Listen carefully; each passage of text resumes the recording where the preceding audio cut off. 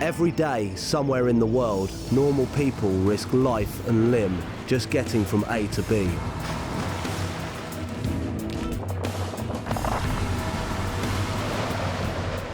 In far-off countries and isolated, forgotten villages, our camera crews follow the journeys of those brave enough to travel on the world's toughest, most dangerous and deadly roads.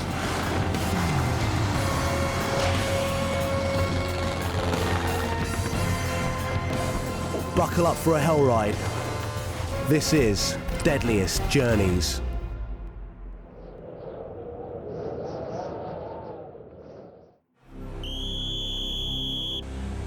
Things are happening at the road terminus at Lubumbashi in the Congo. Traders hang around the only available transport, hoping to get a lift to sell their goods in the town of Bukama.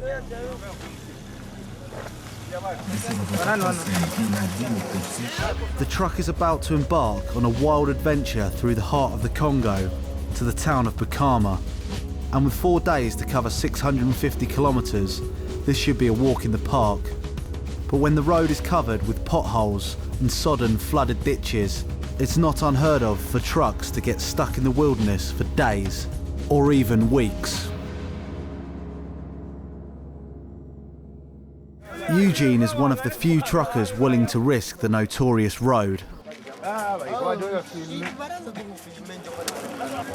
The bundles of goods are carefully positioned. Wasting space on board means less cash for Eugene.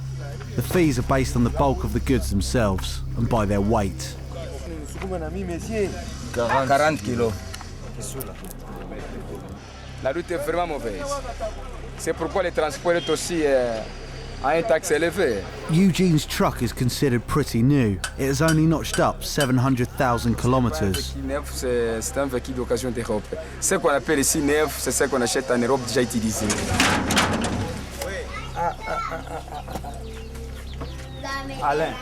His insurance comes in the form of his driver, Domingo. He pays him a small fortune, $300 a trip, 3 times the average salary in the Congo. He is considered one of the best drivers around, and after using it for 10 years, knows the road well. To bump up his income, Eugene has sold off 10 places to passengers on the top of his truck. There is no bus service around here, so he charges $20 each way.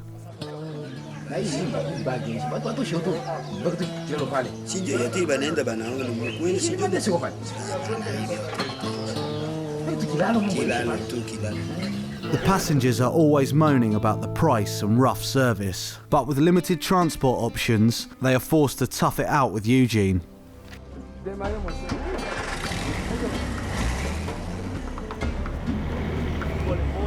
It's going to be 4 days of torture for those who have put their trust in the truck which is nicknamed a Warthog.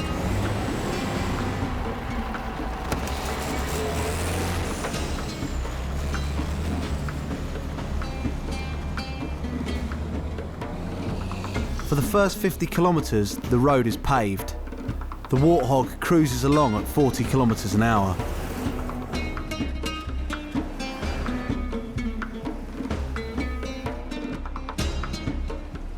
Later, the road becomes a dirt track. No more towns, just villages. And the average speed drops to barely 20 kilometres an hour. The going gets tough.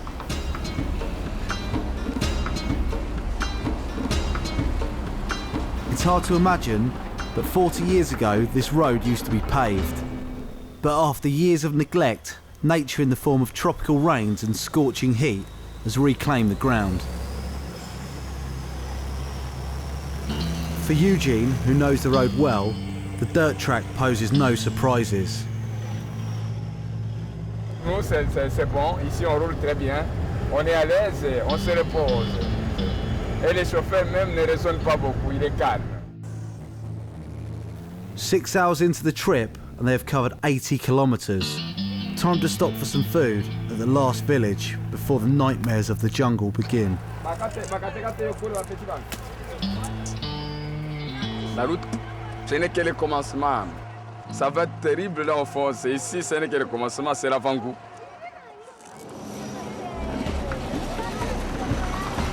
Un chauffeur doit faire attention à tout parce que premièrement, il doit savoir que l'accident est tout à fait à tout moment disponible.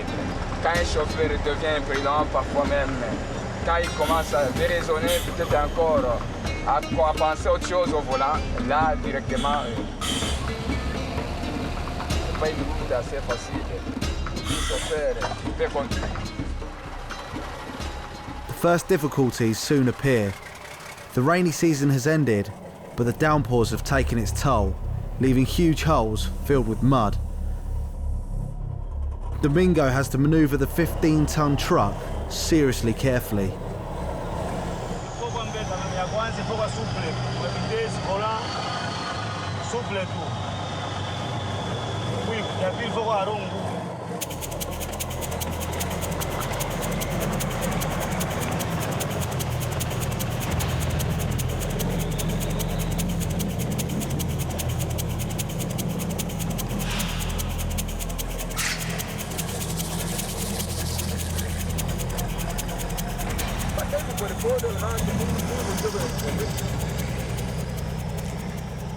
Almost from the start, the Warthog is falling way behind schedule.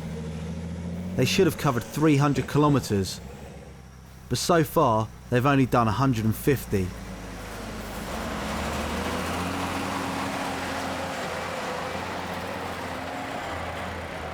Eugene and Domingo decide to drive through the night despite the danger.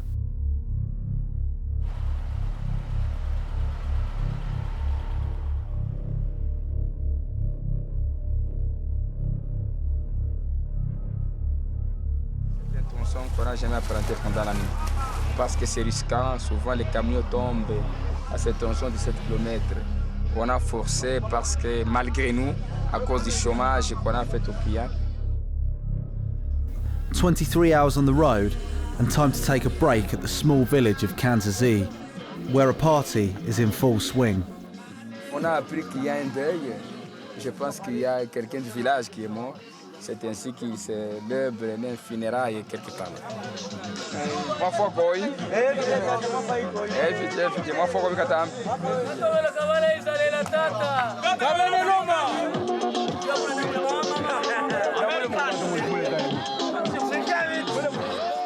The men are dancing in honour of the memory of Papa Kahumba, a village headsman who died 3 days earlier.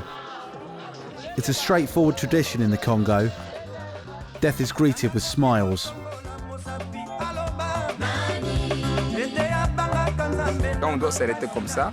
On doit partager ensemble la souffrance avec ce qui plaît parce qu'on est africain. L'Africain, c'est la communauté. L'Africain, c'est le commun. L'Africain, c'est l'association. Quand il y a à boire, on peut boire. Quand il y a à chanter, on chante. C'est ça. Et au matin, on quitte, on se donne bonjour, c'est pas part.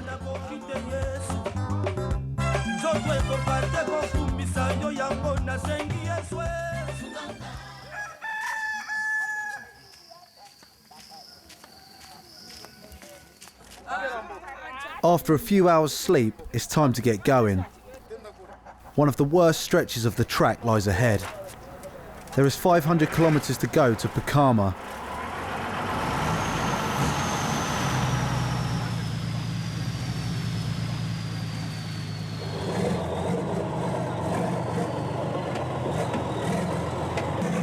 On this part of the road, the potholes can be as deep as 3 metres. To negotiate the track, Eugene uses 3 guys to plot a route past the holes.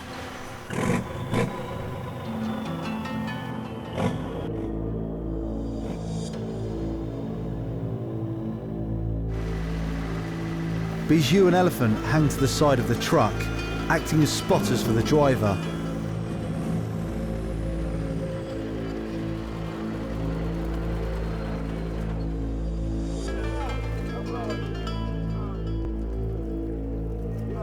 Just in case, Domingo asks the passengers to get off the truck. It's overloaded and, more worryingly, unbalanced by the huge amount of goods it's transporting. It could tip over at any moment.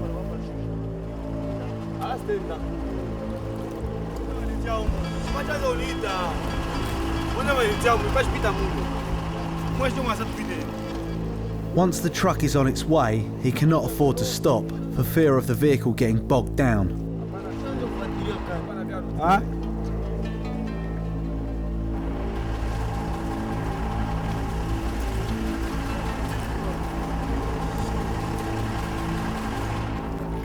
The passengers follow on foot.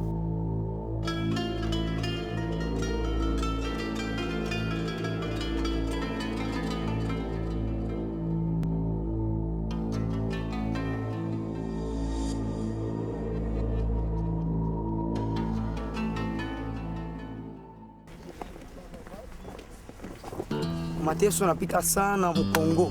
Maria njia. Pakevi. Mateso napita sana. Pakevi unetona motoka kamyo ko kumbele. Hapa tunafuata la migulu munjia. Njia ndio inapasuka mubaya. Hapa muone mule mwenu. Fale mtu tengeneze mbele yetu Congo njia, njana labika, njoo mama tunaridi. Mungenyamu fura ubali. 7 kilometers later, and the passengers can finally get back on the truck again.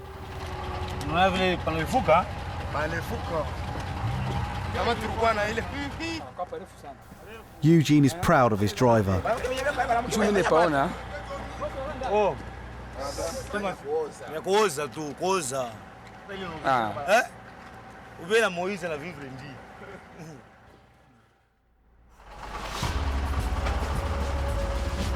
Over the next few days, Domingo and his team will do anything they can to stop the Warthog from getting stuck. The track is in such a bad state that it takes the truck all day to cover just 25 kilometers.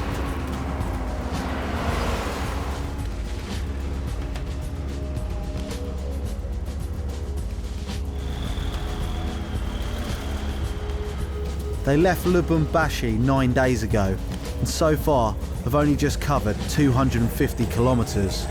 There are still 400 to go. Perched on the truck, the passengers are at their wits' end. A ferocious wind whips at the Warthog and everyone on it, but Eugene seems unconcerned by the complaints.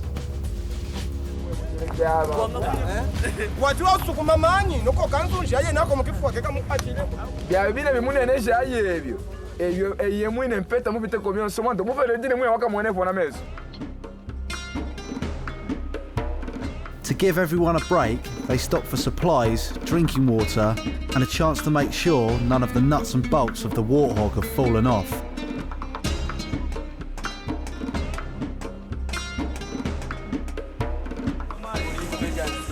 Mama Masula's restaurant is famous throughout the area. The track is vital for her and the locals.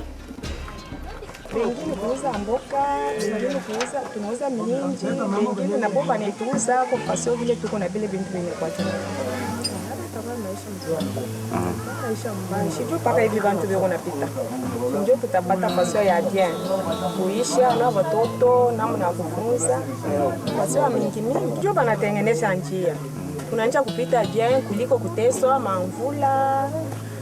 Bimeotoka kujama bamankinga namna moja sasa hivi ku Lubumbashi banaweka kaburimbo mtu yuko natoka tu kule tina bila tatizo. They saddle up and head out soon after eating. But after 300 kilometers of potholes and dozens of hours of being shaken, there's an unwelcome surprise. The Warthog loses a key component of its suspension, which is broken off.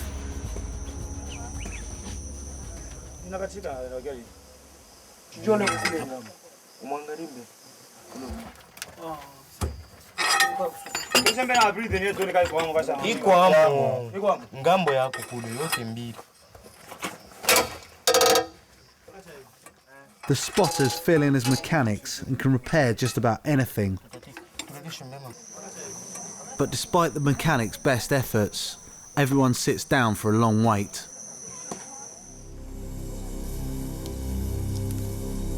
It's almost midnight and the crew have been trying to fix the problem for more than 5 hours. But without spare parts, they could be here for days. A few kilometres from the busted Warthog is the mining region of Kolwezi. Most of the area is owned by foreign mining companies, but an old cobalt mine still exists, which the government has recently given to the Congolese people. 4,000 miners flock to the area to chance their luck, with basic equipment, at best a crowbar, but usually with their bare hands.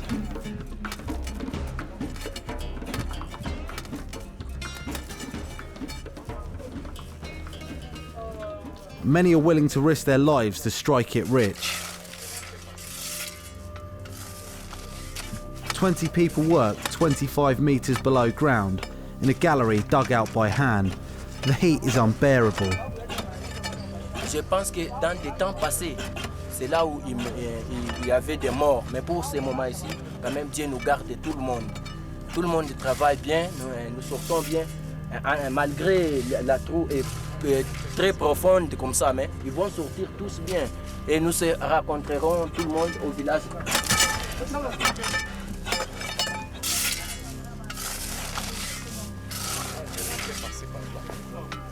Each day they remove a ton of ore from deep below ground in 50 kilo sacks. Fiston, 27, and his brother Kirigal, aged 22, have been here for just 3 weeks and have already dug 10 metres down. Oh là là, Kirigal.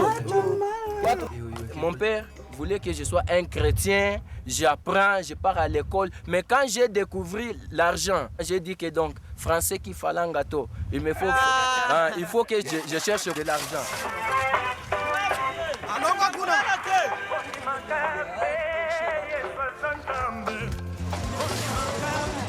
It's in Kawama, a short distance away, that the miners sell the cobalt ore. The buyers are largely Chinese or Indians who pay $2 a piece for the 50 kilo sacks.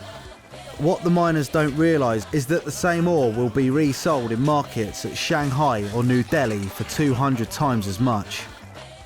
Et moi, Fiston Maemba, comme je parle, et mon petit frère qui rigole, on nous exploite. Nous vendons des produits ici par manque. Vous voyez qu'on est 12 heures, un travailleur. Il faut qu'il mange quand même, mais nous n'avons pas de repos. Il faut donc les vendre même à 1000 francs. Avec 1000 francs, vous avez des enfants, qu'est-ce que vous faites? Ici, une bière coûte 1500 francs. Donc il faut 3 sacs pour que tu sois un peu satisfait. Avec 3 sacs là, combien de forces que tu vas utiliser pour que tu fasses ça? Voyez ça. Alors comment penser pour ton enfant ou pour... Donc c'est très difficile. C'est très difficile seulement.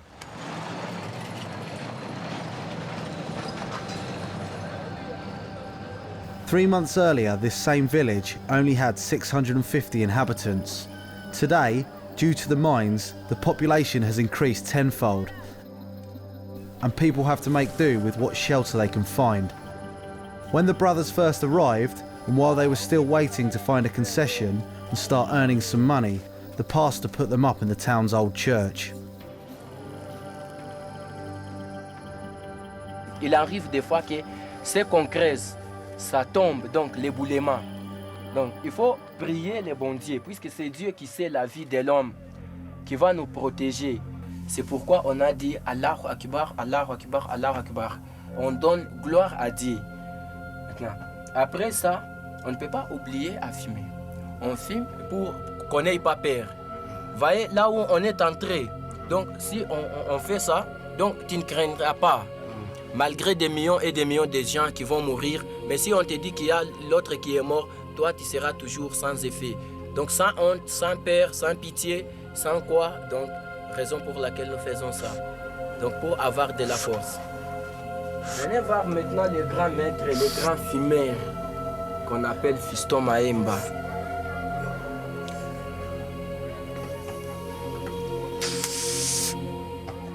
Each hard-earned penny is soon spent on drugs to make their lives a little more bearable.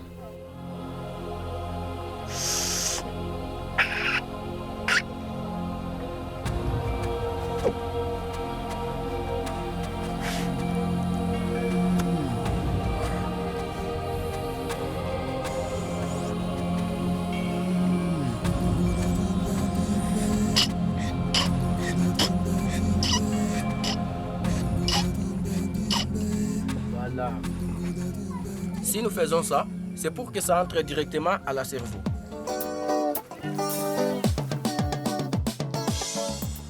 These guys spend their life hammering away at the rocks in the hope of striking it rich one day. Eugene and his truck of passengers pass through the village where the brothers live without stopping. There's no time to waste. They lost another 3 days repairing the truck. They've been on the road for 2 weeks and are barely halfway to their destination. The voyage has turned into a nightmare. The truck moves along at a snail's pace. The whole journey has become surreal. In the middle of the bush, a traffic jam. A dozen or so trucks are stuck in single file waiting to move. The trucks have been stuck here for 3 days. The driver has unloaded all of his cargo in a desperate effort to free his vehicle. Domingo tries by any means to bypass the obstruction. Any feelings of solidarity with the trapped driver are put aside. He lines up the truck and takes a fully committed kamikaze run towards the flooded pit.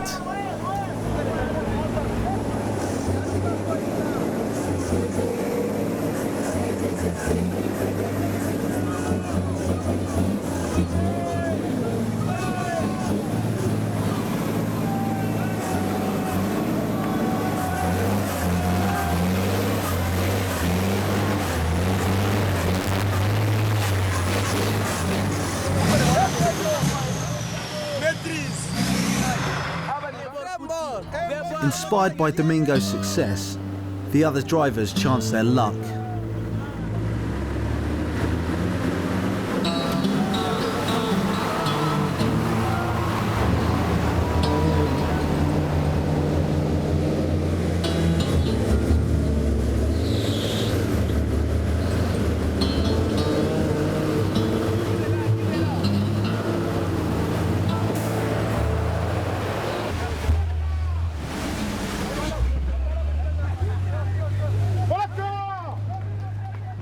But they celebrated their victory too soon, as just a few kilometres further down the road, they are greeted by another dozen trucks, and all of them are stuck in the thick mud. The drivers are going for broke.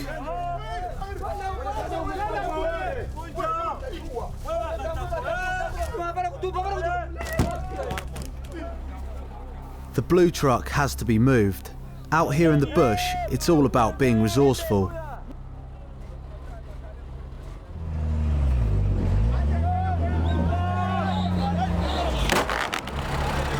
Eventually, a plan is agreed on. The guys have devised this makeshift battering ram by bolstering a trunk onto the bonnet of one truck and ramming it into the rear of the sunken vehicle.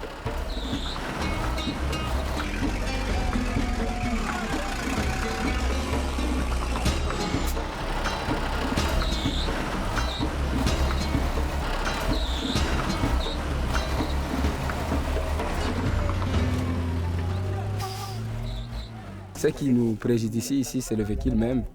Le véhicule n'est pas en bon état et c'est un véhicule qui a surchargé alors que le moteur et sa capacité de chevaux ne méritent pas. Il faut maintenant s'associer, il faut chercher à cotiser la force, il faut sensibiliser tout le monde pour travailler l'intérêt commun. Alors maintenant, nous aurons la possibilité de passer, tout le monde, sans exception. C'est ce qu'il faut faire. Some trucks have been stuck here for 11 days.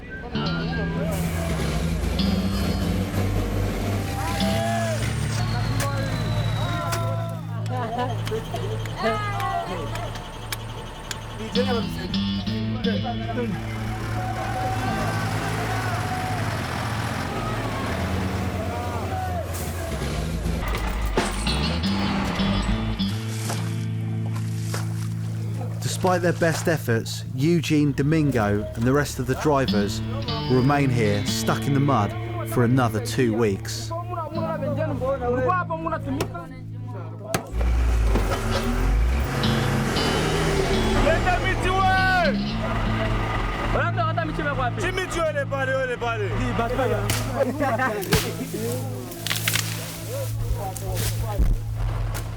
A journey that should have taken 4 days will eventually take the Warthog a month. A month to cover the 650 kilometres to their final destination, Bukama.